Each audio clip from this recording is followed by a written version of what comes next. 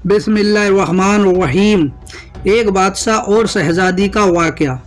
प्यारे प्यारे इस्लामी भाइयों और बहनों, आज आपको सुनाने वाले हैं बादशाह और एक शहजादी का वाक़या।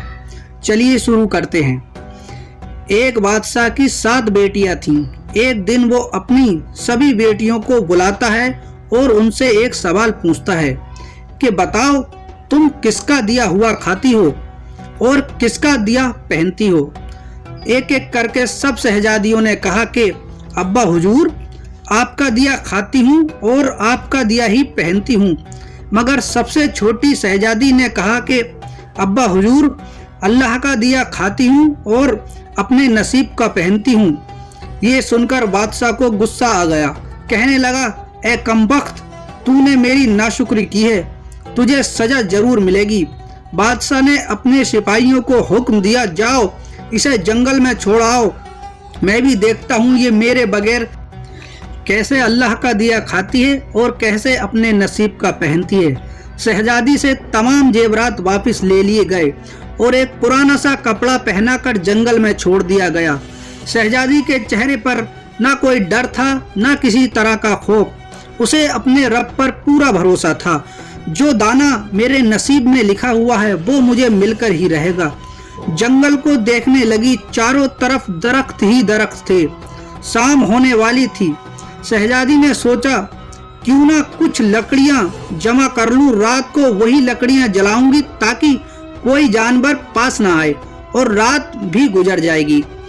जंगल में लकड़ियां ढूंढने निकल पड़ी। उसकी एक नजर एक झोपड़ी पर पड़ी, जहां बाहर एक बकरी बंधी हुई थी और अंदर से किसी के खांसने की आवाज आ रही थी।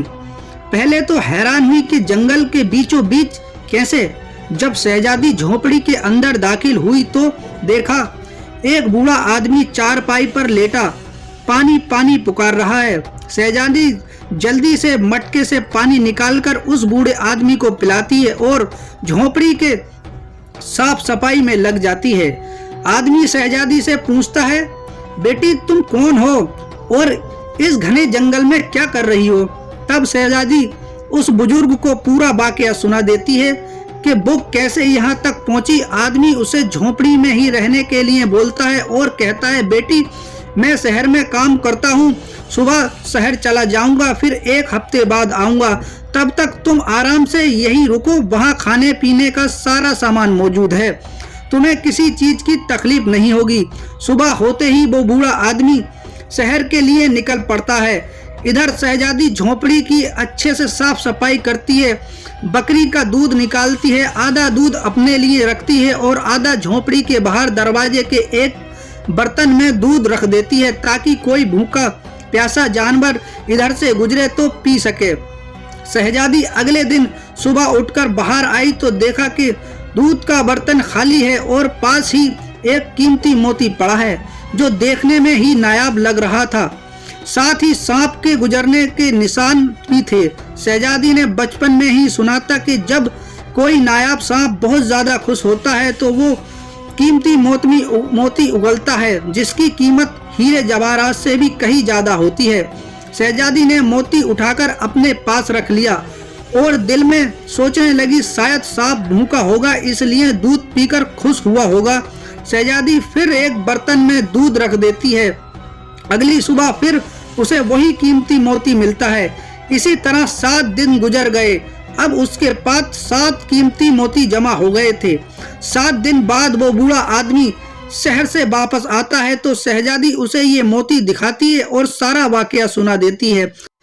फिर शहजादी उस बूढ़े आदमी को 3 मोतियां देती और कहती है, शहर जाकर इन तीनों मोतियों को बेच दो और आते वक्त महल बनाने वाले मजदूरों को साथ लेते आना। बाकी बचे 4 मोती शहजादी अपने गले में माला बनाकर डाल लेती है। कुछ ही महीनों में जंगल के बीचों बीच एक आलीशान महल तैयार हो जाता है जिसमें शहजादी और वो बूढ़ा आदमी रहने लगता है।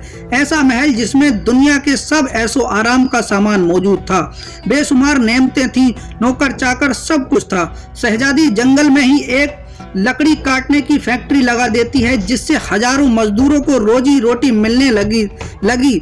देखते ही देखते जंगल अब शहर बन चुका था। ये महल ऐसा खूबसूरत था कि दूर दूर तक मशहूर हो गया।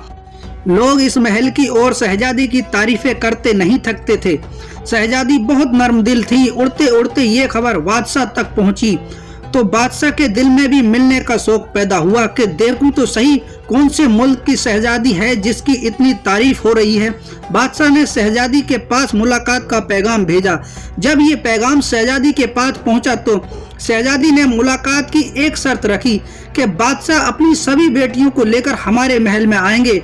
बादशाह ने ये शर्त मंजूर करते हुए अपनी सभी बेटियों को लेकर शहजादी के महल तक पहुंच जाता है। शहजादी चेहरे पर नकाब डालकर उन सब से मिलती है, उनके लिए 7 रंग के खाने पेश करती है। शहजादी का लिबास हीरे जवाहरात से ढका हुआ था। शहजादी की शान शौकत और महल की खूबसूरती देख बादशाह भी हैरान हो गया, क्योंकि ऐसी शान शौकत तो बादशाह के भी महल में नहीं थी। बादशाह ने शहजादी को परदेश में देखा तो कहा कि तुम मेरी बेटी की तरह हो, तो फिर मुझसे पर्दा क्यों कर रही हो? तुम्हारे ही कहने पर मैं अपनी बेटियों को साथ में लाया हूँ। बादशाह के बहुत इसरार करने पर शहजादी ने कहा कि ठीक है, मैं तैयार होकर आती हूँ। बादशाह की सभी बेटियां आपस में सरगोशी करने लगती हैं। इतनी तो तैयार है, कितने महंगे जेवरात पहने हुए है, अब और कितना तैयार होकर आएगी। इतने में दूर से पुराने कपड़ों में कोई गरीब लड़की आती दिखी। बादशाह ने गौर से देखा तो हैरान रह गया। ये तो उसकी अपनी ही बेटी है जिसे जंगल में छोड़ आया था। तू अभी तक जिंदा है? मैंने तो सोचा था कि कोई जंगली जानवर तुझे खा गया होगा। चलो कोई बात नहीं, अपनी शहजादी को बुलाओ, मैं तुम्हें यहाँ से आजाद करवा कर ले जाऊंगा। ये सुनते ही शहजादी बोलती है, नहीं अब्बा हुजूर, मैं ही वो शहजादी हूँ जिससे आप मिलने आए हैं। मैं कहती थी कि अल्लाह का दिया खाती हूँ और अपने नसीब का पहनती हूँ। आज मेरे पास आपसे भी कई गुना ज्यादा दौलत है। फिर शहजादी ने यहाँ तक पहुँचने का सारा हाल सुनाया। ये सुनते ही बाकी शहजादियाँ भी रश्क करने लगती हैं और सोचती हैं कि काश हमने तब यही कहा होता कि अल्लाह का दिया खाती हूँ और अपने नसीब का पहनती हूँ। मोहतरम अजीज दोस्तों, अल्लाह के सिवा कोई किसी के रिज्क का इंतजाम नहीं कर सकता और कोई किसी को अपना नहीं खिलाता। जो खाता है वे अपने नसीब का खाता है। हम किसी इंसान को एक वक्त का खाना खिलाते हैं तो सोचते हैं कि हमने उसे खिलाया है, लेकिन सच तो यह है अल्लाह ने आपको उसके नसीब का अता फरमाया है, इसलिए आप उसे खिलाते हैं और वो अपने नसीब का खाता है। प्यारे प्यारे इस्लामी भाइयों और बहनों, अगर इस वाक़ये से आपको कुछ इल्म हासिल हुआ हो तो इस वीडियो को और मोमिन भाइयों तक शेयर करें और कमेंट करें।